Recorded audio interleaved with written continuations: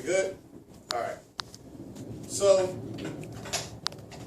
people who speak out against the system are labeled as conspiracy theorists. Now, let me ask you a question. Anybody ever pay attention to the JFK assassination? Yeah. Okay. Do you guys think one person did that shooting? No. Okay. You guys are conspiracy theorists. Because you think that more than one person shot the president when all of the evidence gathered points to one man, Henry Oswald. Yeah. Lee Harvey Oswald. Now, chances are, and there's a lot of evidence to the contrary, Lee Harvey Oswald wasn't a lone shooter, if he was a shooter at all. But you guys are conspiracy theorists because the government says, the media says, the mainstream media says that no, Yeah, he did. it was a single shooter, the magic bullet that shattered like 6 bones and ricocheted throughout the car and all sorts of things. So that's the theory. Our own beloved, recently deceased Arlen Specter was the district attorney that presented that case. So let me ask you something. How can you be slaves if there are no chains on? What you do, other people do it. You go. You do what countries do without attention. Right. You both are right. You know, Brother Umar Johnson, who is a really good source on special education in America, especially here in Philadelphia. He's from Philly. He has a whole series of lectures that detail how the school systems are setting us up for failure. And I urge everybody, if you get a chance, to check that brother out on YouTube, check him out online. He has a lot going on. If you want to check out some of his videos, you go to Black and Nobel at Broad and Erie. And then you sit down and talk to some of the brothers and sisters in there, and they'll have some of the videos and stuff for you guys to go see. That's a really good series on problems in America, specifically concerning the education system and how it's failing our kids. You guys. So let's talk about how this is going forward with this whole slavery thing. I think I'm losing some of you guys, so I want to bring it to the forefront. As one said, we didn't become slaves until the chains came off. Who understands what that means? As blacks in America, we didn't become slaves until the chains came off. It's like when they freed us, they made up so many rules and things we couldn't do. It was worse than being enslaved. No. That's a good look at it. Let's dig a little deeper though. Yes. Like we were still slaves at the time, but it was a different form. Sure. Yeah. Now let's look at it from this angle.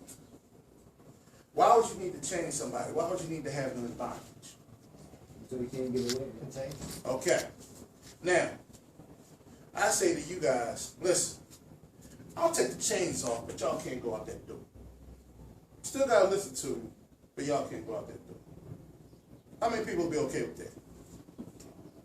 What you say? I wouldn't be okay. If I took the chains off, if I say I'll take the chains off, everybody in this room is a slave. I'm gonna take the chains off though. You guys can't go out the door. All right. Well, who wants to take those chains off? We all want the chains off, right? Yeah. But if you're still in this room, You should might as well keep it on. you're still a slave. Because the reason why you were in bondage is because you were always trying to break free. But we have been beaten up so much over the years that we've been accustomed, we've been civilized into thinking that we need to still appease massa. I'm going to say something, and I need for you guys to fully understand what I say while I'm about to say it, because you guys are young, and you don't have some of you may not have the experience to handle what I'm about to drop on. Okay? We currently live in a system of white supremacy. Now understand what I'm just saying. I'm not saying that the Klan is outside marching. I'm not saying all white people are bad. That's far from the case from my perspective.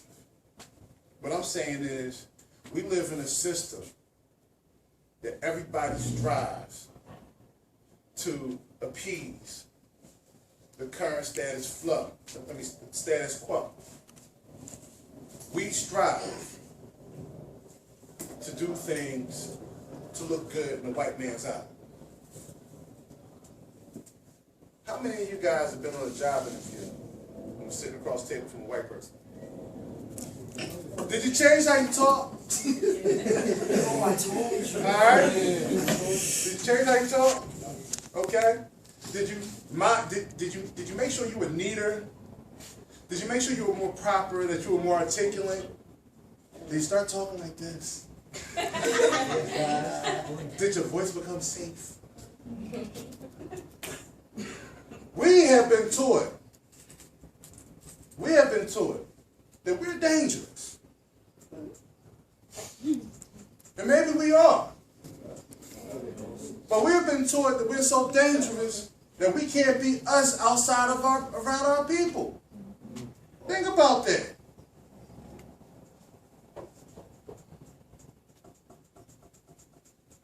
Now, you know why it's like that? Because I'm talking exclusively people of color, black people, people of color. We don't control our own resources. We don't control our jobs. We don't control our economies.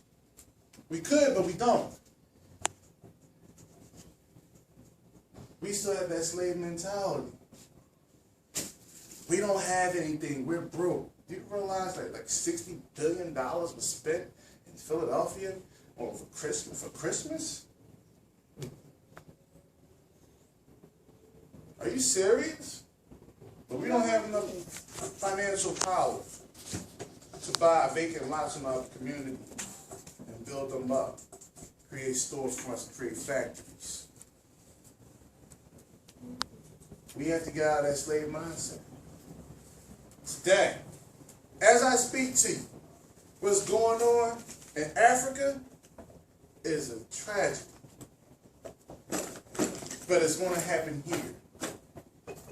Africa is being ostracized. Now, let me tell you what austerity is.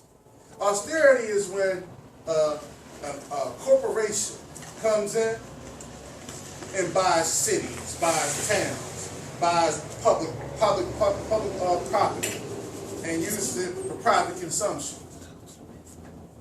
Costa Rica was just bought by China for $1.5 billion. Yeah, So China owns Costa Rica, yeah. So now it's China. Like it's China. And for all intended purposes, yes. Because to make any money in Costa Rica,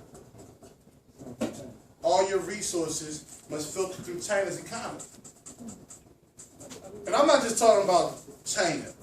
I'm talking about the wealthy elite that controls China. Because there's some very, very bad conditions in China. You got people working for like 17 cents an hour. You have people with factories. Who has an iPhone?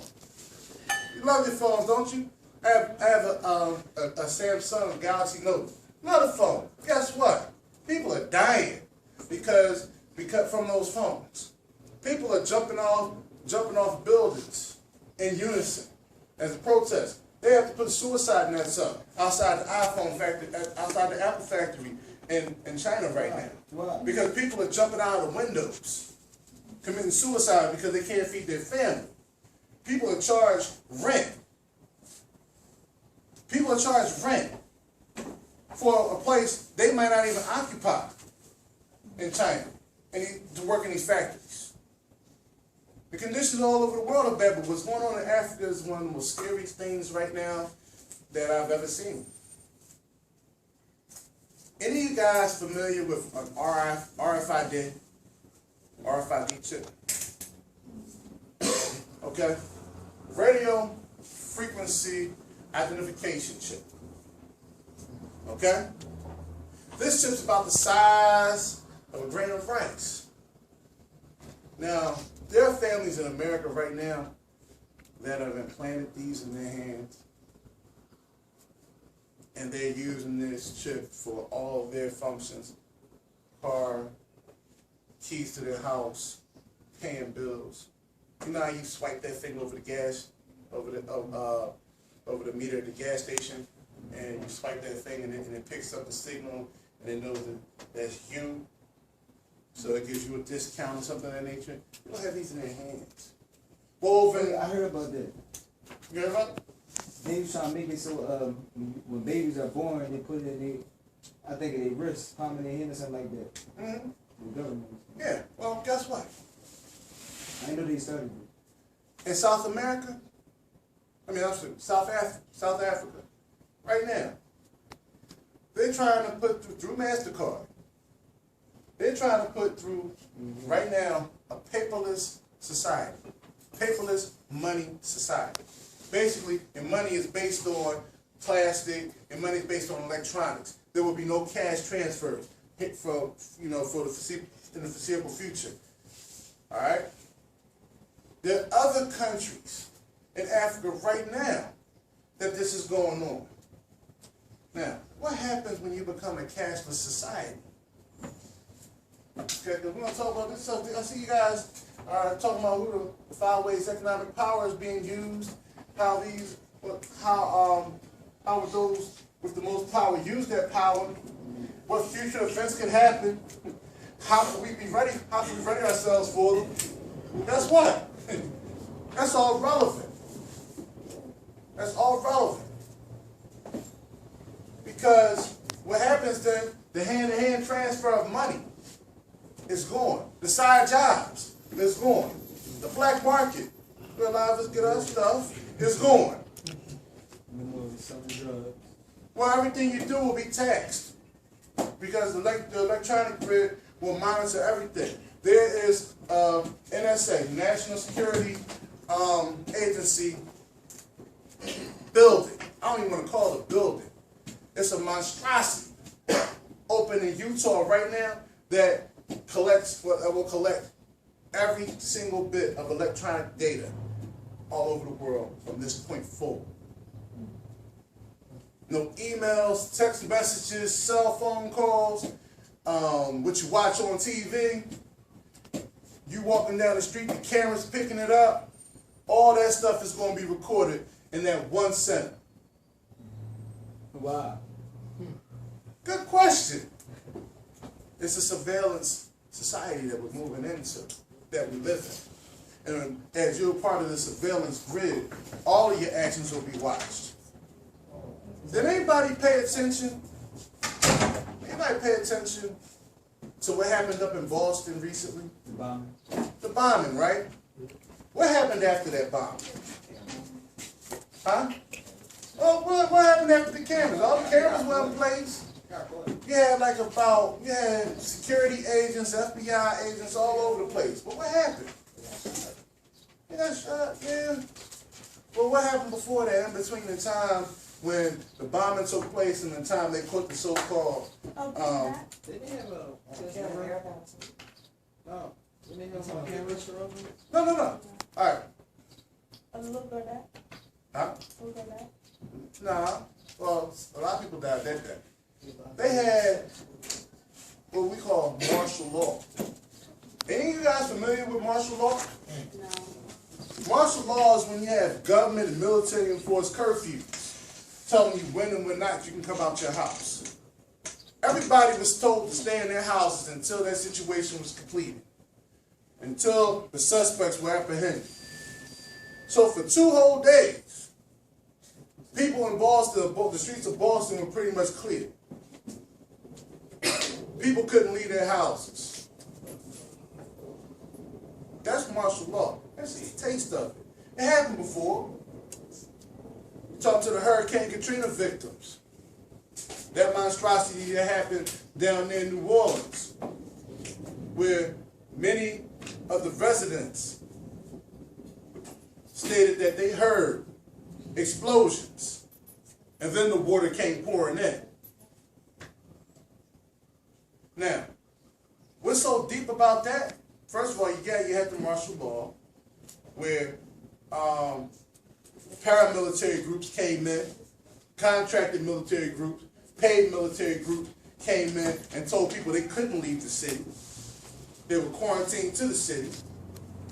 You had many untold deaths, people just dying out of nowhere, unexplained deaths. You had people's homes who were not in the quarantine zone. You had those people, they were arrested. They had police and military coming into their homes, taking their guns from them, taking their possessions from them, going into their safes, taking all their worldly possessions, taking everything from them.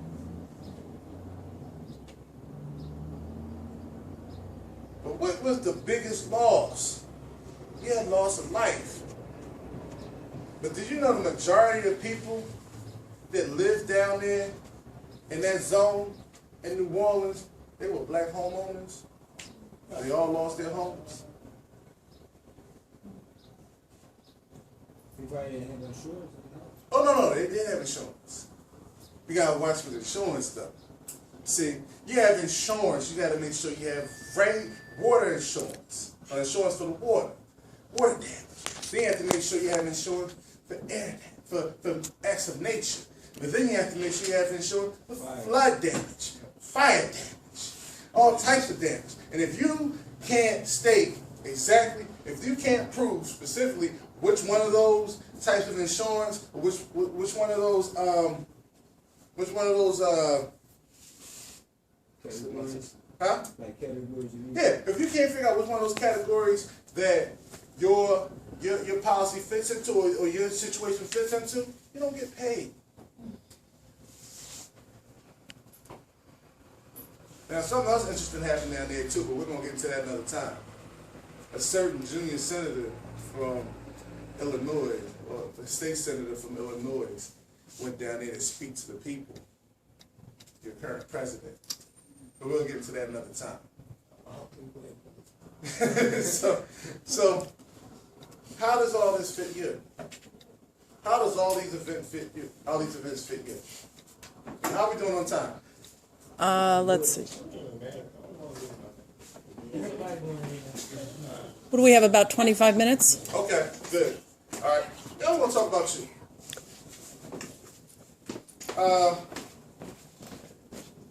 J. Edgar Hoover, who was the first director of the FBI, right? J. Edgar Hoover. J. Edgar Hoover put together the FBI. You know one of the main purposes of putting together the FBI was? One of the main purposes of putting together the FBI was to stop and impede the progress of the Black Messiah. There was always a fear because of the treatment of blacks and Africans who were born here in America. There was always a fear that somebody would galvanize the forces, would galvanize the masses, would put the masses together and take over and become a unified bloc, a unified group of people. So there was always an effort to split that up. The NAACP was one of the efforts to split that up. W.E.B. Du Bois was one of the efforts to split that up. You ever hear the term talented 10th? Turn the other way and run.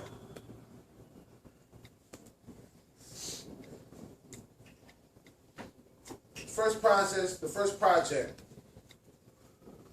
that Edgar Hoover, J. Edgar Hoover undertook with the taking down of Marcus Messiah Garvey. His mother named him Marcus Messiah Garvey because she thought that he was the hope. She said he was hope for the future. Marcus Messiah Garvey was a Jamaican-born African who created a group, UNLA,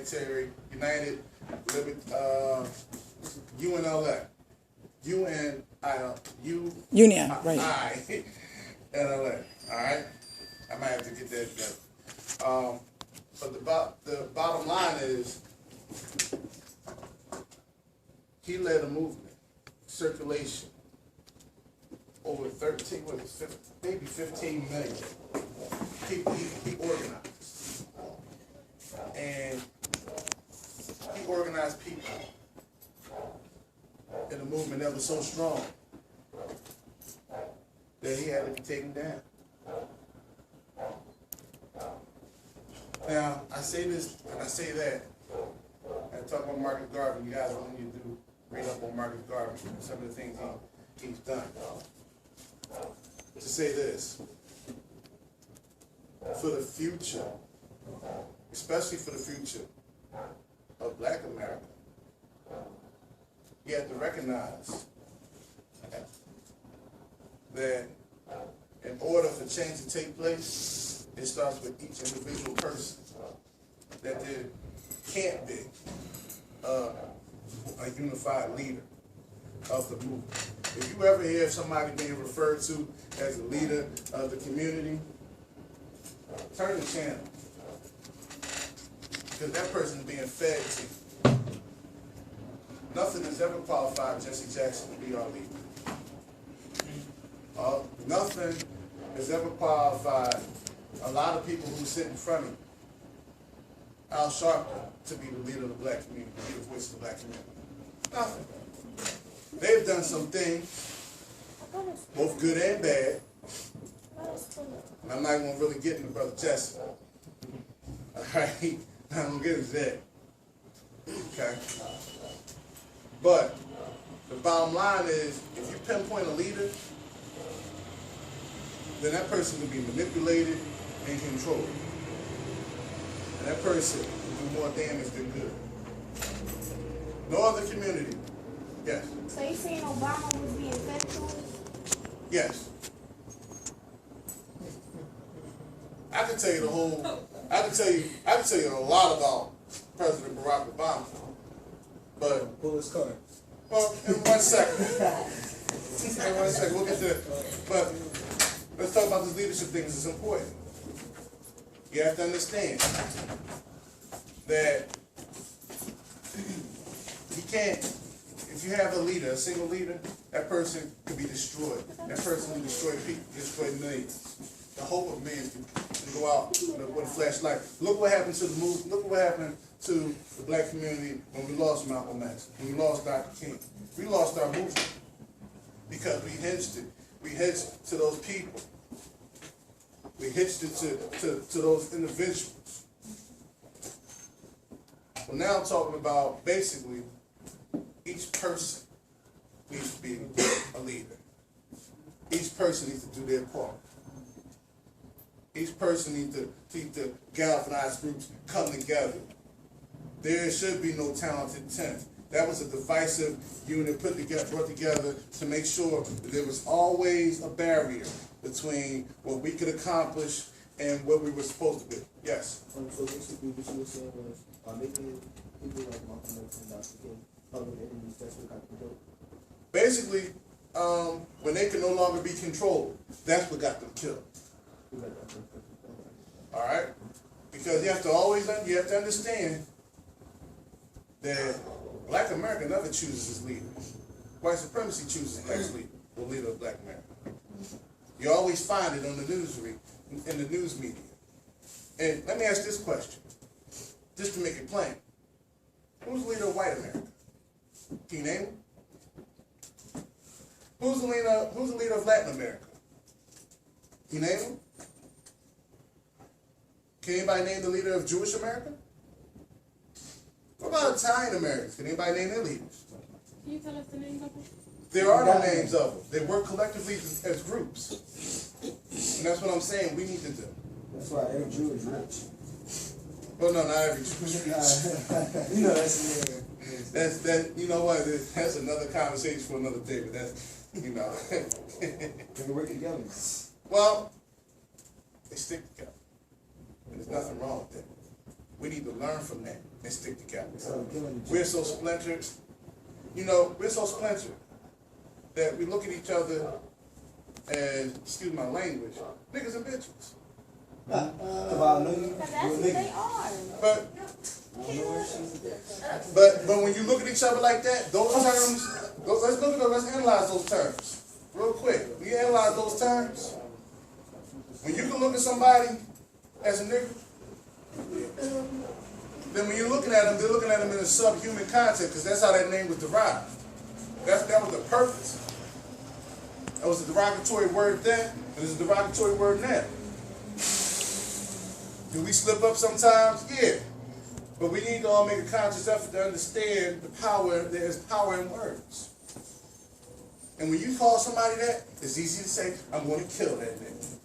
I'm going to that nigga up. Wait till I see that. All right? Now, if you substitute that word with brother, I'm going to kill that brother. Sound right. Don't come off the tongue right. I'm going to strangle that brother. Don't sound right. Remember, that brother up. Brother up. Don't sound right, do it. It doesn't sound right. Now you talk about the ladies. Talk about the ladies, you call bitches and whores, right? Now you watch them walking down the hall, right? Yeah, you look at that. There you go. No, That's on my nerve. That bitch when I get home tonight. Right? No. I'm just keeping it real with you. Keeping it real with you. No. Now, okay, not you guys, other people talking, right? Now, let's switch the words up. Look at that sister walking down the hall. It sound derogatory at all. I be like, Man, I'm gonna smash that sister next time I see her. Don't even sound right saying it. remember Diddy Bop? Doesn't sound right saying it. And the bottom line is, we've gotten away from that vernacular. We've gotten away from that way of communicating. Ebonics would have been a wonderful thing because we talk to each other in Ebonics all the time. Hold on to your Ebonics. Learn learn the King's English, but hold on to your Ebonics because it's your way of communicating. But drop all the negative terms. Nothing saddens me more than the fact that when I look through the news, and I scroll through the news, or I'll open up a newspaper, I'm seeing dead bodies. Dead bodies. We are our number one killer. Take that to heart for what it is. We don't value each other because we don't see each other as human beings. We look at each other as 3/5 of a man, 3/5 of a woman. As a nigga and a bitch. Yeah. Dogs crawling on all four legs. Would you consider your mother a person crawling on all four legs? Then you need to think about that next time you call one of these young sisters that, because they are going to be somebody's mother one day. But sometimes they put themselves out there, like taking pictures all half naked. And you know what? They making themselves And I understand that. look at this. But I understand On that. Instagram, the first picture I see. Okay, and I understand that. You know what? Man, you should look. They make Yeah, themselves but look instead good. of tearing them down, you try to build them up. I try sometimes. Like I see a girl smoking. I'm like, yo, you look too pretty to be smoking. You should stop smoking. I'm trying to encourage. That's good. But let's talk about taking it a step further. How about we stop putting likes on those pages? Right. How about we turn our attention to something different? Because that's only happening for attention. I gotta stand. I gotta do something. I'm not special enough. Being a young woman is not special enough. She may be beautiful, but her self-esteem is so low. It's so beaten down that she feels as though I gotta show my behind so they'll take a look at it. And everybody gonna like to And that's why they keep doing it. No. Listen. Sweetheart, listen. It's not about tearing each other down. It's about being real, looking in the mirror and saying, this is what we're doing to each other. We're killing ourselves. I haven't even gotten into the food that you eat that's killing you. I haven't even gotten into the air that you breathe that's killing you, the water that you drink that's killing you. I haven't even gotten a chance to get into any of that. But hopefully I'll get to talk to you guys one more time before the school year ends and we can talk about all that stuff. I know I was all over the place then, but one thing led to another. And for you to understand, this is what's called full spectrum dominance. We're being attacked from all angles. First of all, I'm going to say this, because I talked to you about white supremacy earlier. I love my people. And I'm not ashamed to say it. But just because I love my people doesn't mean I have to hate anybody else. That's a waste of time. I have beautiful relationships with people who aren't black. And I'm going to maintain those relationships. But the bottom line is, I am for my people. I am for building up my community.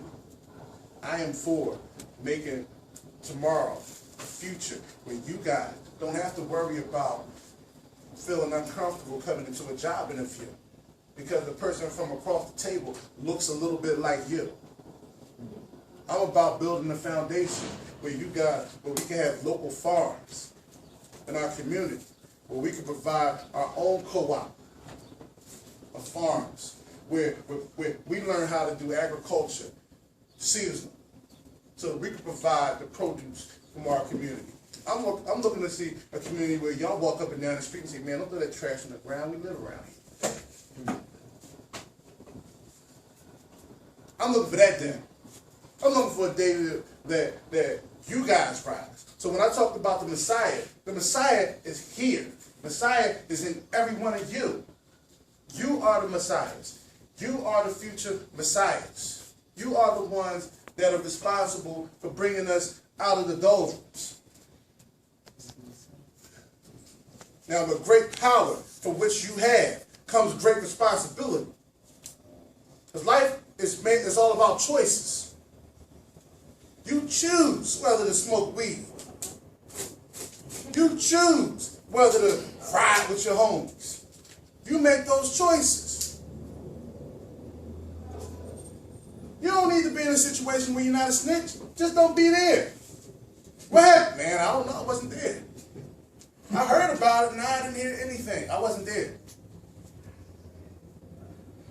You understand what I'm saying? Don't be one of those people. Because like minds will start gravitating to you. Me and all my friends, we grew up in the same situations you guys are going through now. And a lot of my friends who turned to that street life,